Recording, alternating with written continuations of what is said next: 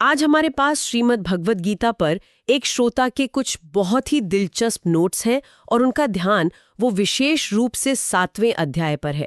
उन्होंने एक बहुत ही प्रासंगिक प्रश्न उठाया है जो हम सब कभी ना कभी सोचते ही हैं। उन्होंने लिखा है, मैं गीता के दर्शन से बहुत प्रभावित हूँ, लेकिन मुझे ये समझने में कठिनाई होती है कि इन महान ब्रह्मांडीय विचारों को अपने रोजमर्रा के जीवन से कैसे जोड़ा जाए, अपनी नौकरी, अपने परिवार, इस भाग दौड़ की दुनिया से। तो आज हमारा मिशन इसी दूरी को पाटना है। हम गीता के 7वें अध्याय ज्ञान विज्ञान योग में गोता लगाएंगे और ये खोजने का प्रयास करेंगे कि क्या इसमें आज के संसार में रहते हुए भी आंतरिक शांति पाने का कोई व्यवहारिक मार्ग छिपा है। ये एक बहुत ही महत्वपूर्ण प्रश्न है, क्योंकि गीता कोई पलायन का ग्रंथ नहीं है, बिल्कुल, बल्कि ये तो जीवन जीने की कला सिखाने वाला ग्रंथ है। और 7वां अध्याय वो इस दृष्टि से बहुत विशेष है। यहीं से भगवान कृष्ण अपने विराट सर्वव्यापी स्वरूप का रहस्य खोलना आरंभ करते हैं। अच्छा, इससे कर्म और आंतरिक मौन के बीच का सेतु कहना बिल्कुल उचित होगा। अध्याय के आरंभ में ही वे एक अद्भुत प्रतिज्ञा करते हैं। वे कहते हैं कि वे ऐसा ज्ञान देंगे जिसे पूरी तरह जान लेने के बाद इस संसार में और कुछ भी जानना शेष नहीं रह जाता। ये तो बहुत बड़ा दावा है, ऐसा ज्ञान जिसके बाद कुछ भी जानना बाकी न रहे। तो चलिए यहीं से शुरू करते हैं। अध्याय का नाम है ज्ञान विज्ञान योग। इन दो शब्दों ज्ञान और विज्ञान में यहाँ क्या विशेष अंतर है? ये भेद समझना ही, समझ लीजिए, इस अध्याय की कुंजी है। सामान्य भाषा में हम दोनों को एक ही मान लेते हैं, पर यहाँ इनका एक विशिष्ट अर्थ है। ज्ञान का अर्थ है परमात्मा के निर्गुण निराकार स्वरूप का सैद्धांतिक बोध, मतलब थ्योरी, बुद्धि के स्तर पर समझना। हाँ बिल्कुल। ये एक तरह से जैसे किसी स्वादिष्ट व्यंजन की विधि पढ़ लेना। आप सामग्री जानते हैं, प्रक्रिया जानते हैं, पर आपने उसे चखा नहीं है। अच्छा, तो ये बौद्धिक समझ हुई। तो फिर विज्ञान क्या है? विज्ञान है उस ज्ञान की प्रत्यक्ष अनुभूति। अच्छा, ये उसी व्यंजन को स्वयं बनाकर, चखकर उसके स्वाद को अनुभव करने जैसा है। विज्ञान उस परम सत्य को अपने जीवन में, अपने हर अनुभव में साक्षात देखना है। ये ज्ञान को जानकारी से रूपांतरण तक की यात्रा है। वाह! इसलिए कृष्ण कहते हैं कि मैं तुम्हें ज्ञान भी बताऊंगा और विज्ञान भी, जिससे तुम्हें समग्र सत्य का बोध हो। ये बहुत रोचक है। तो ये अध्याय हमें केवल जानकारी नहीं, बल्कि एक अनुभवजन्य दृष्टि देने का वादा करता है। इसी दृष्टि को स्थापित करने के लिए भगवान कृष्ण अपने सर्वव्यापी स्वरूप का वर्णन करते हैं। वे कहते हैं कि वे ही सभी वस्तुओं का सार हैं।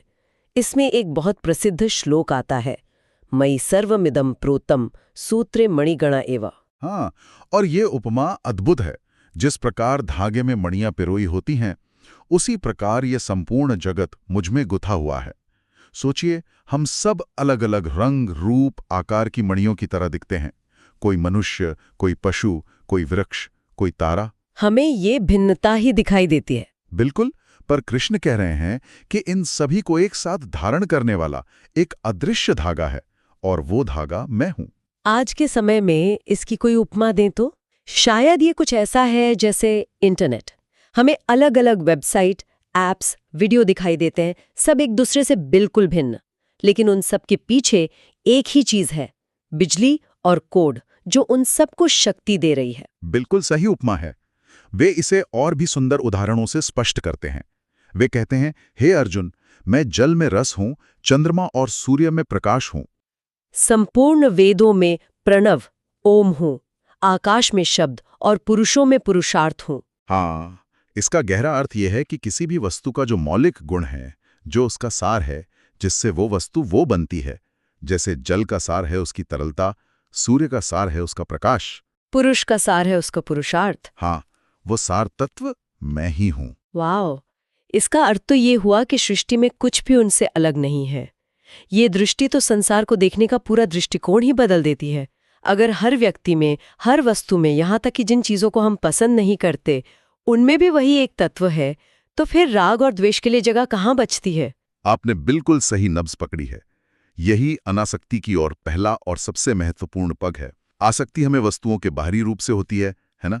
उनके नाम और आकार से होती है। हाँ बिल्कुल। जब हमें ये बोध होने लगता है कि सभी नाम रूपों के पीछे एक ही सत्य है, तो आसक्ति की पकड़ वो अपने आप ढीली पड़ने लगती है।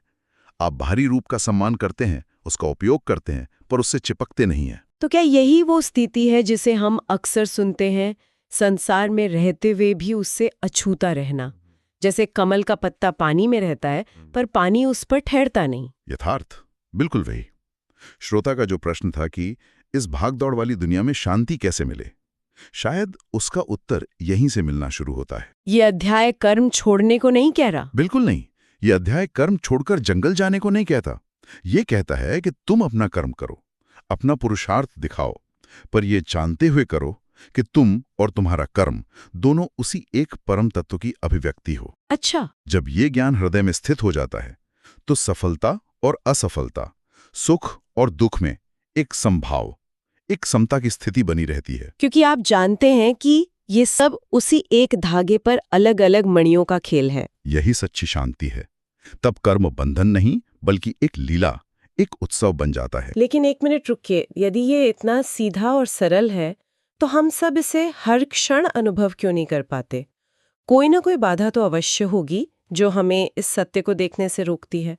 और मुझे लगता है अध्याय में माया की चर्चा इसी संदर्भ में आती है। हाँ, ये एक बहुत ही व्यावहारिक प्रश्न है। भगवान कृष्ण स्वयं इस बाधा का उल्लेख करते हैं। वे कहते हैं, दैवी हेषा गुणमयी मम माया दुरत्या, अर्थात मेरी यह त्रिगुणमयी मतलब सत्व रज तम वाली दैवी माया बहुत शक्तिशाली है, इसे पार करना बहुत कठिन है। तो ये माया एक पर्दे की तरह है। हाँ बिल्कुल, एक पर्दा जो उस एक धागे को हमारी दृष्टि से ओझल कर देता है और हमें केवल भिन्न भिन्न मणियां ही दिखाता है। हम जगत के क्षणभंगुर आकर्षणों में उसके बाहरी रूपों में बंध जाते हैं और उस एक सूत्र को भूल जाते हैं। पर किसी संशयवादी के लिए ये माया का सिद्धांत एक बहाने जैसा भी लग सकता है। कोई कह सकता है कि ये तो अपनी अज्ञानता या अपनी गलतियों को सही ठहराने का एक तरीका है कि मैं क्या करूं, ये तो सब माया का खेल है। ये एक बहुत अच्छा प्रश्न है। इसे बहाना नहीं बनाया जा सकता क्योंकि कृष्ण तुरंत ही इस माया को पार करने का उपाय भी बताते हैं। अच्छा। हाँ, यदि कोई बहाना होता तो वे कहते कि तुम कुछ नहीं कर सकते, पर वे कहते हैं मामे व ये प्रपद्यन्ते माया मेताम तरंतीते, अर्थात जो केवल मेरी शरण में आते हैं वे ही इस माया को पार कर पाते हैं। तो यहाँ ज्ञान और भक्ति का संगम है। अद्भुत संगम है। केवल यह इंटेलेक्चुअली समझना कि सब कुछ ब्रह्म है पर्याप्त नहीं है। इसके लिए हृदय का समर्पण, एक गहरी शरणागति, वो आवश्यक है। समर्पण, ये बात विषय को और व्यावहारिक बना देती है। ये केवल एक बौद्धिक अभ्यास नहीं रह जाता, बल्कि एक भावनात्मक और आध्यात्मिक यात्रा बन जाता है। आपने समर्पण की बात की और इससे मेरे मन में एक सवाल उठता है कि लोग ईश्वर तक पहुंचते कैसे हैं? क्या सबके रास्ते एक जैसे होते हैं? मुझे लगता है अध्याय में 4 प्रकार के भक्तों का उल्लेख है जो बहुत ही दिलचस्प है।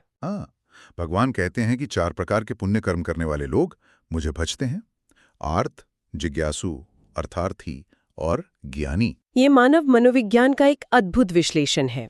चलिए इन पर थोड़ा विस्तार से बात करते हैं। पहला है आर्त। आर्त वह है जो किसी संकट, दुख या पीड़ा में पड़कर ईश्वर को पुकारता है। हम सब ने ये अनुभव किया या देखा है, जब कोई गंभीर बीमारी आ जाए, कोई बड़ा संकट हो, तो लोग प्रार्थना करने लगते हैं। हाँ, उनकी भक्ति संकट से प्रेरित होती है।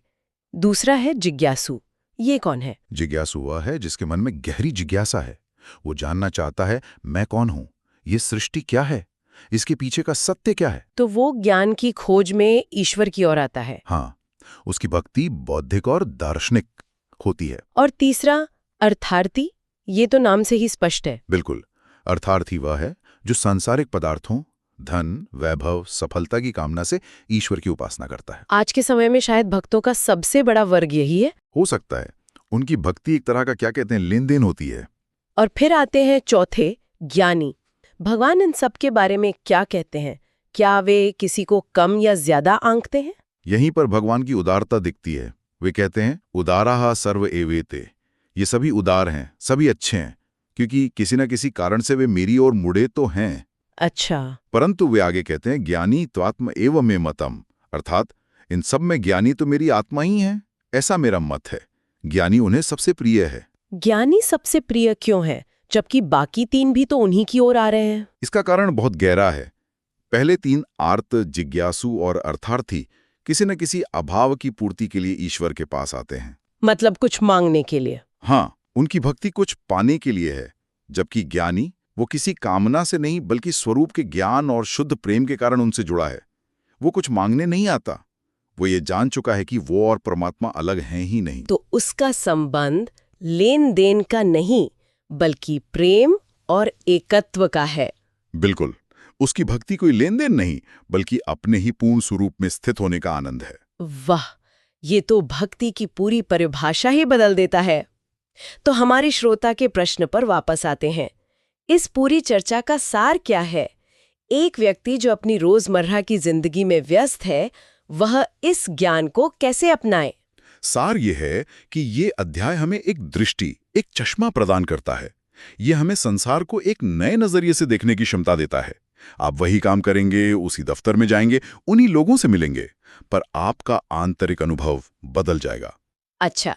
जब आप अपने बॉस में, अपने सहकर्मी में, ट्रैफिक जाम में या अपनी सुबह की चाय में भी उसी एक दिव्य सूत्र को देखने का अभ्यास करते हैं, तो छोटी छोटी बातों पर होने वाली झुंझलाहट, क्रोध और आसक्ति कम होने लगती है। तो बड़ा टेक अवे ये नहीं है कि अपनी नौकरी छोड़कर किसी गुफा में ध्यान करने लगे, बल्कि ये है कि आप मानसिक रूप से अपनी पहचान को परिणाम से अलग कर लें, प्रमोशन से, बोनस से, प्रशंसा से। बिल्कुल, आपका ध्यान कर्म पर हो, कर्म के फल पर नहीं।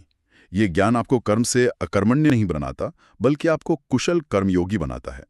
आप कर्म के बंधन से मुक्त होकर कर्म करते हैं। तब जीवन का हर क्षण, हर चुनौती एक बोझ नहीं बल्कि एक लीला प्रतीत होती है। और इस स्थिति में जो शांति और संभाव मिलता है, वो किसी भी बाहरी सफलता से कहीं बढ़कर है। तो इस गहन चर्चा को समाप्त करते हुए ये स्पष्ट है कि अध्याय 7 हमें कर्म के त्याग का नहीं बल्कि आसक्ति के त्याग का मार्ग दिखाता है। सत्य है। ये एक ऐसी दृष्टि देता है जिससे हम संसार के हर कार्यकलाप के पीछे छिपे हुए दिव्य सूत्र को देख सकें और आंतरिक स्वतंत्रता का अनुभव कर सकें। बिल्कुल, ये ज्ञान और विज्ञान का योग ही हमें कर्म के बंधनों से मुक्त कर आंतरिक शांति की ओर ले जाता है। और श्रोताओं के लिए एक अंतिम विचार छोड़ जाते हैं। जरूर। विचारणीय प्रश्न ये है कि यदि सृष्टि के प्रत्येक कण में, प्रत्येक अनुभव में, अच्छे और बुरे दोनों में वही एक परम तत्व व्याप्त है, तो फिर जीवन में ऐसा क्या है जिससे हम अत्यधिक आसक्त हों या जिससे हम अत्यधिक भयभीत हों? इस एक विचार को आज अपने किसी एक सामान्य दैनिक कार्य में देखने का प्रयास कीजिए। चाहे वो भोजन करना हो, किसी से बात करना हो या दफ्तर का कोई कार्य हो। बस यह देखने का प्रयास करें कि क्या उस कार्य के पीछे भी वही धागा है, और देखिए कि आपका अनुभव कैसे बदलता है।